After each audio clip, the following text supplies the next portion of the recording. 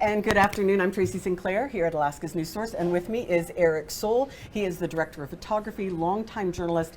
We don't see your face a lot on TV. We hear your voice though. Rarely see my face on TV. So we really appreciate him jumping on with him. He is kind of one of the historians here at the station. Every story that I brought up, he went, "Oh yes, oh yes." And so it's really nice to have somebody that has that kind of institutional knowledge and just knowledge of Alaska. When did you guys move to Alaska? 1967. Okay, we moved in 72 is when Yeah. my family got up here. So I have a long time as well. Yeah. But obviously we don't know it all. I'm learning some of this stuff. Very busy week in this day in In history, oh my gosh. And what we're doing here is we are doing a series called We the People. There it is. Da, da, da, da, da. And it is a year-long initiative to talk about the history of the state and America. We'll be doing some stories from the lower 48 with our sister stations. And it started on July 4th with a story about statehood from Rebecca Palsha and Eric. They put that together. And it's going to go until July 4th of next year. So encompassing the 250 years. 250 years of being in the United States. Amazing. And you and I both say that we remember, I remember the bicentennial. Oh, the bicentennial, yeah, absolutely. So that was a huge deal. Bicentennial coins, all sorts of things. So this is just kind of a way to share some of the history of Alaska. One of the biggest events that happened on this date, or this week in history, was on July 7th, which was Monday. We're going to go Monday to Sunday. President Dwight D. Eisenhower signed the Alaska Statehood Bill into law. Pretty impressive. It led up to us being the 49th state. And this is the beginning of that package that you guys just did. So you can check the whole thing out on our website, but here's how Rebecca told that story. Anchorage is a modern city, but Alaskans go all out to celebrate. Published by the Anchorage Times, the banner headline, in 6.5-inch type, said all that was needed. We're in. It's a new era. President Dwight D. Eisenhower signed the Alaska Statehood Act in July of 1958. And on January 3rd, 1959, Alaska became the 49th state. We celebrated with a massive bonfire in Anchorage. Whooping and hollering, dancing and drinks. Of course, there were also those jabs at Texas that continue to this day. Alaska was in. So very cool. And one of the interesting things, this is my little bit of trivia about that. I interviewed the gentleman who put that the title on the Anchorage Times. We're in. And his boss wanted it as big as possible, so they got the biggest letters, but they were actually wood blocks at this time that didn't have an apostrophe in the set of the font. So they're like, well, how can we do "we're in" without an apostrophe? So he literally took the comma where it was at the bottom, had to go cut it off, put it at the top so it made a full block. And I just found that so fascinating. And that was kind of his claim to fame, was he was the guy that figured out how to put a comma, or an apostrophe in there. So Alaskan, we just make it work. We will make it work. Okay, moving on to July 8th, big doings in Skagway. Oh man. What happened on July 8th? Oh, that's when Soapy Smith got into an altercation, a gunfight.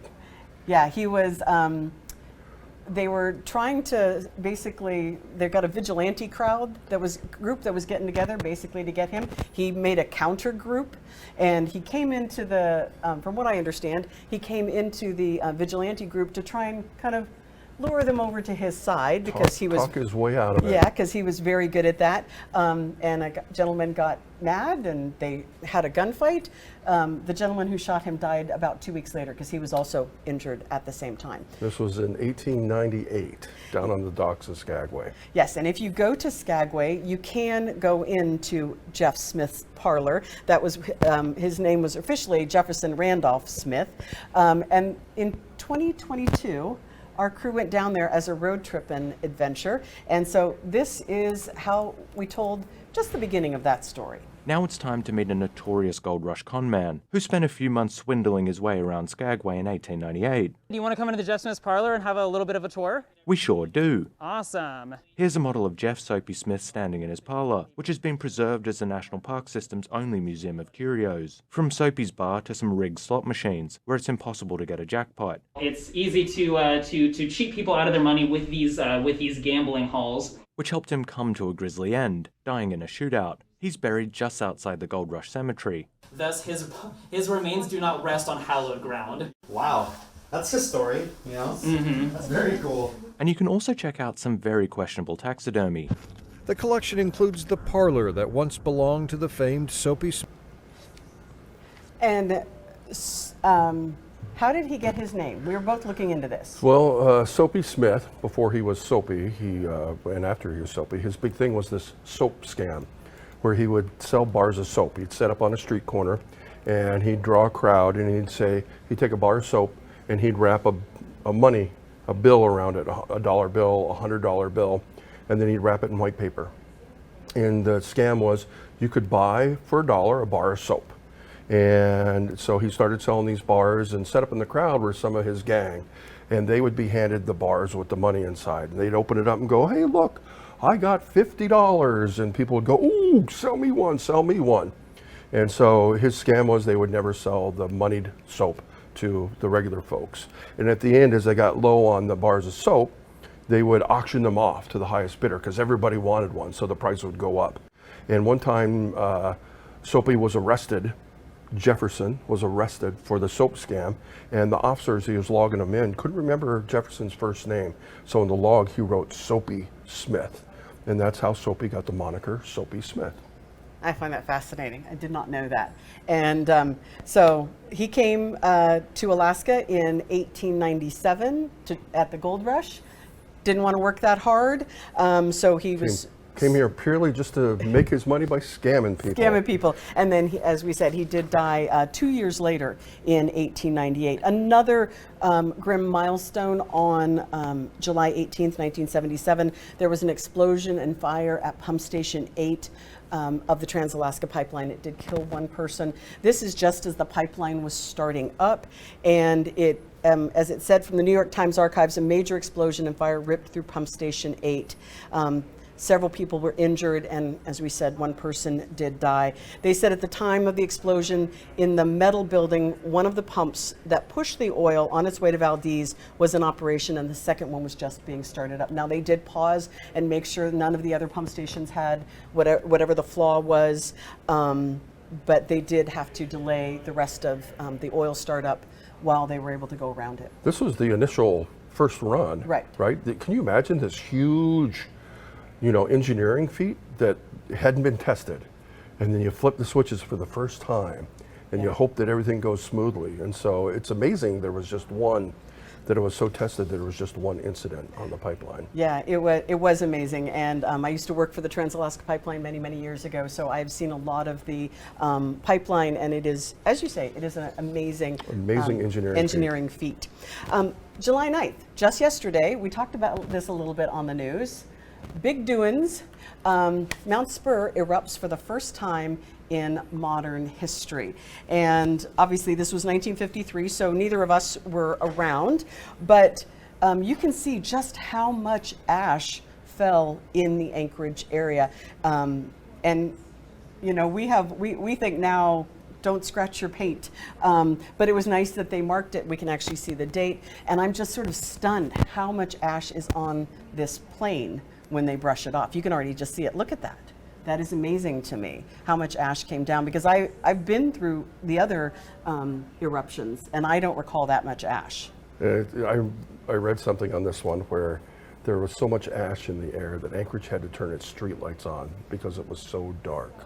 Yeah, it really is amazing. And of course, there is always the possibility that Spur could erupt again, probably not quite as eminent as we were looking at earlier in the year, but it is still always rumbling just a little bit. Another thing that happened on this day is the Lituya Bay earthquake. It measured 7.8, I believe. Originally they said it was 8, but I think they downgraded it just a little bit.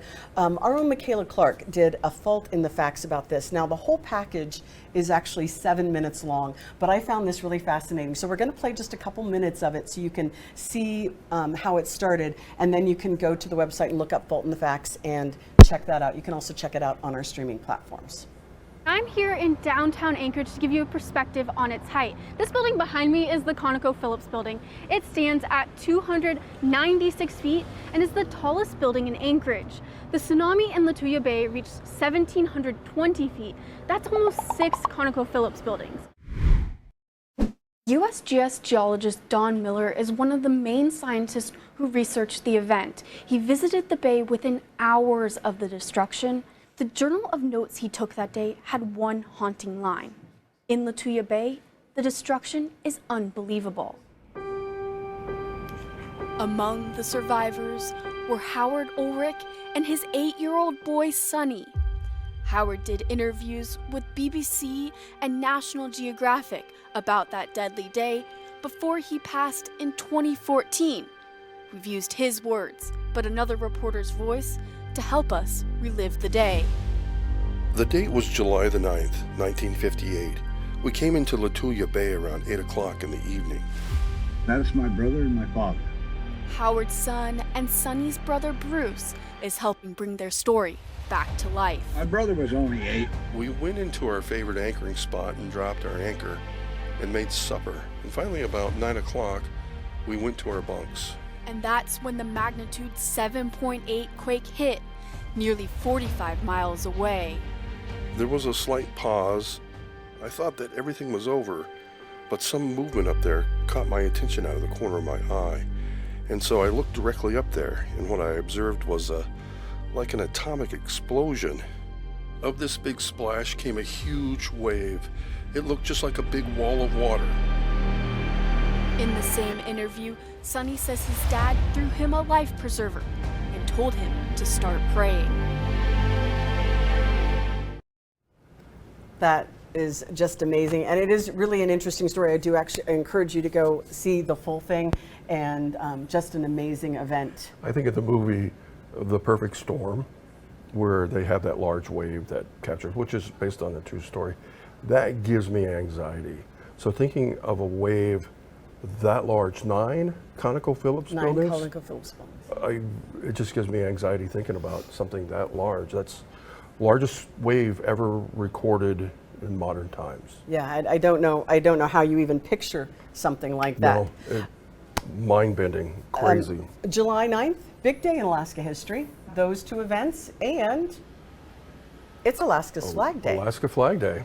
It was the first time that the Alaska flag was flown over the Jesse Lee home. And this was in 1927, 28. It was in 1927. 1927. The flag flew. So we, a couple years ago, last year actually, we did a story with Michael Livingston. And so we're going to play that for you. It's pretty short. It's only about 1 minute, 20 seconds long, but it kind of gives you the history of the flag and Flag Day here in Alaska. Alaska has one of the best state flag designs, the most unique flag designs. Out of the 50 state designs, it's the only state flag designed by a Native American. In 1926, the Territory of Alaska announced a flag contest. Back then, Alaska did not have any flag. And it gave a deadline of the spring of 1927. Students that were eligible for it were students in the public schools as well as students in the native schools. About 700 students from all over Alaska made drawings and submitted those to the contest. Benny Benson was only in the 7th grade. A lot of the history books say he was 13, but he's actually age 14. But in any case, he was just a little Alaska Native boy who came up with a really good idea, an original idea that eventually won the contest. Alaska flag has a background dark blue, and there's 8 stars on it. The Big Dipper, in Benny's life, he didn't call it the Big Dipper, he called it the Great Bear, and then the North Star. Benny's mother, Tatiana, was born and raised in Unalaska. She was Ununga, And in the Innuit culture, the stars and the celestial bodies are held in reverence. And so this may be where Benny got the inspiration for the Alaska flag. And there is also some video of Benny Benson with the design. So really amazing, really cool day. Very cool day. I got to see Benny's original drawing for this one time when I was down in Juneau.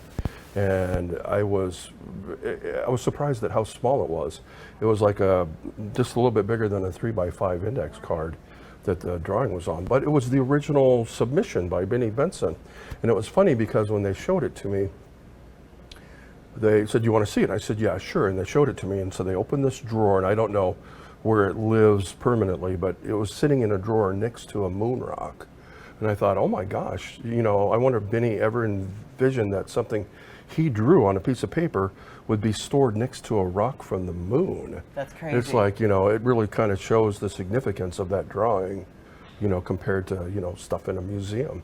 Yeah. It's right up there with the moon rock. It's spectacular. That's very cool. And you know that Alaska Flag Day was made in 1997 by the Alaska legislature. And the bill was written by Ardalus Sturgeluski to create Alaska Flag Day. That's very cool. I did not know that. We'll go quickly through a couple of these dates.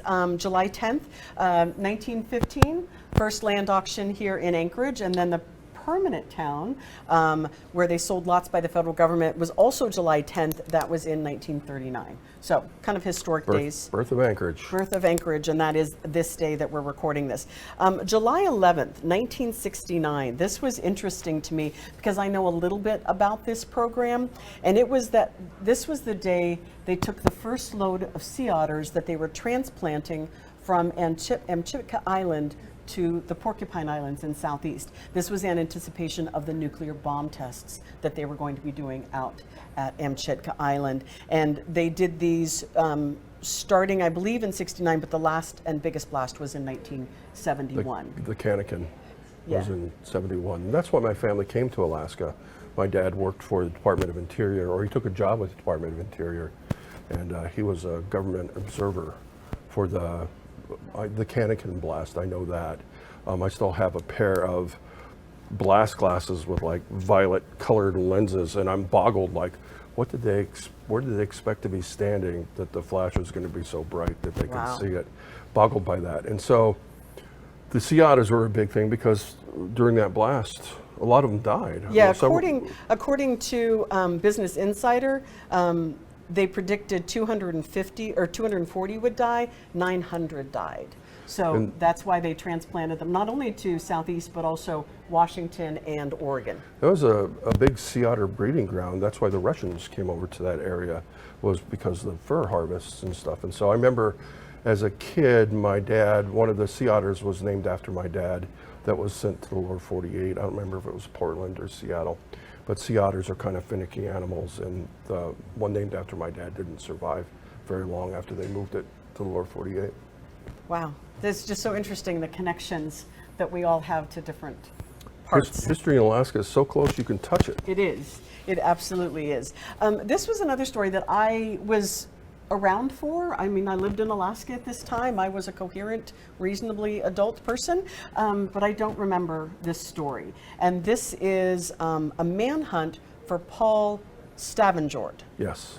And so he was accused of a double murder over the Memorial Day weekend. So on July 12th, which is in a couple days, that is the day that he was captured, or turned himself in? He evaded arrest for over a month. There was a big manhunt for Paul.